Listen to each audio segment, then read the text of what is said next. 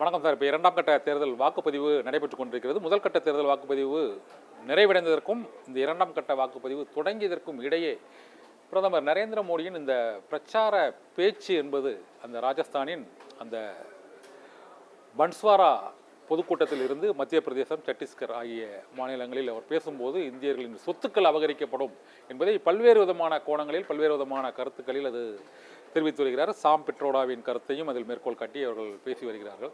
இது சாத்தியமா சார்? இந்த திடீர் வெறுப்புணர்வு, தீவிர பிரச்சாரத்திற்கு என்ன காரணம், பின்னணின்னு நீங்க நினைக்கிறீங்க சார்? அதாவது 20ஆம் தேதி அவர் நாக்பூர் போறாரு.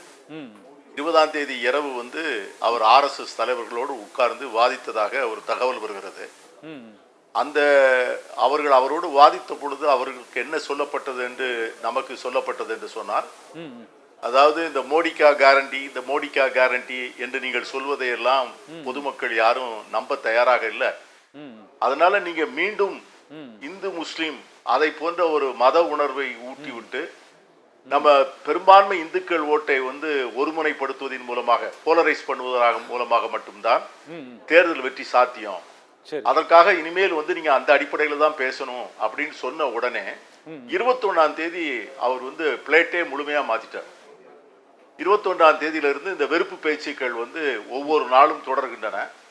ஒவ்வொரு நாளும் ஒவ்வொரு பரிணாமத்தை அது அடைகிறது. உண்மைக்கு புறம்பானவற்றை எல்லாம் சொல்லுகிறார், இல்லாததையெல்லாம் இட்டுக்கட்டி பேசுகிறார். தன்னுடைய முழுமையான கற்பனைகளில் வந்த செய்திகளை எல்லாம் ஏதோ உண்மையாகவே நடந்த நிகழ்ச்சிகளை போல ஒரு தேசத்தினுடைய பிரதமரே பரப்புரை செய்கின்ற போது அந்த தேசத்தினுடைய மானம், மரியாதை, சுயமரியாதை எல்லாம் தரங்கட்டு போவதைத்தான் நாம் இன்று உலகமே அதை பார்த்து நகைக்கக்கூடிய அளவிற்கு நம்முடைய ஜனநாயகத்தினுடைய நிலை கீழே போயிருக்கிறது. இந்த சூழ்நிலையில அவர் சொன்ன ஒவ்வொரு கூற்றுக்கும் எந்த விதமான ஆதாரம் இருக்கிறது என்றால் இல்லை.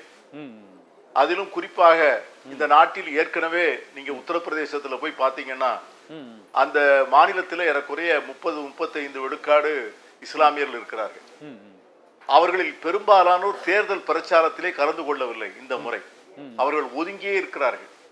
அவர்களிடம் போய் யாராவது பத்திரிகையாளர்கள் கேட்டால் கூட எங்களுக்கு அதை பற்றி கருத்து சொல்வதற்கு ஒன்றுமில்லை என்று சொல்லிக்கொண்டு அந்த சமூகத்தினுடைய தலைவர்கள் கூட பட்டும் படாமல் எதற்காக நாம் ஏதாவது ஒன்று சொல்ல போனால் அதை வீண்டாவாதமாக திரித்து அதை வைத்து இந்துக்களுக்கும் நமக்கும் ஒரு பெரிய கலவரத்தை மூட்டி விடுவார்கள்.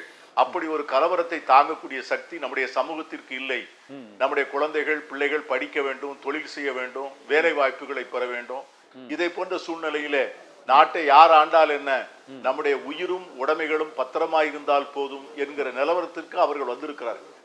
அப்படிப்பட்ட மக்களை மீண்டும் மீண்டும் மீண்டும் அவர்களை நீங்க எதிரிகளாக்கி கட்டமைத்து அவர்களை ஏதோ தேசத்தையே விழுங்க நிற்கின்ற மலைப்பாம்புகளை போல அவர் மோடி ஒரு புனைக்கதையை உருவாக்கி அதற்கு காங்கிரஸ் கட்சி ஆதரவாக இருப்பது போலவும் இந்தியா கூட்டணி ஆதரவாக இருப்பது போலவும் ஒரு போலி பிம்பத்தை சித்தரிப்பதிலே முயற்சிக்கிறார்.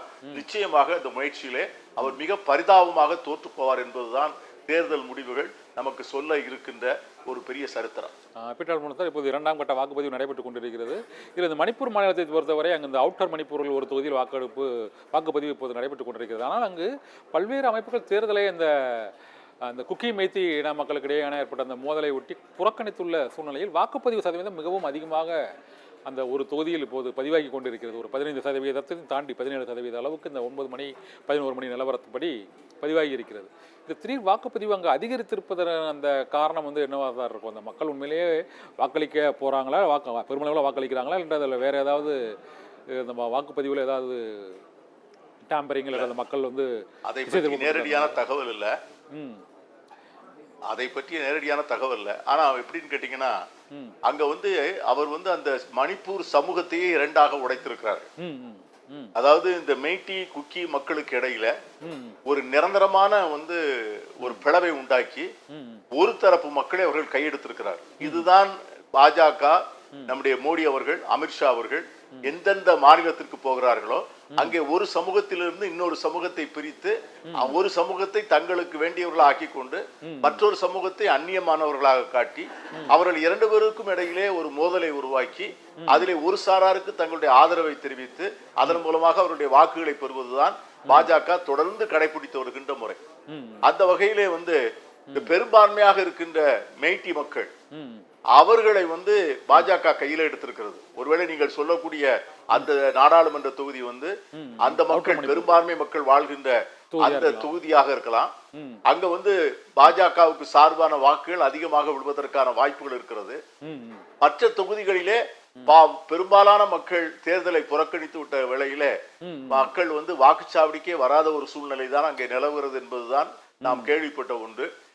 நீங்கள் இங்கே சொல்வதை நான் பார்த்தால் அந்த வாக்குச்சாவடி அந்த மக்கள் வாழ்கின்ற பகுதியில இருக்கிறது என்று நான் எண்ணுகிறேன்.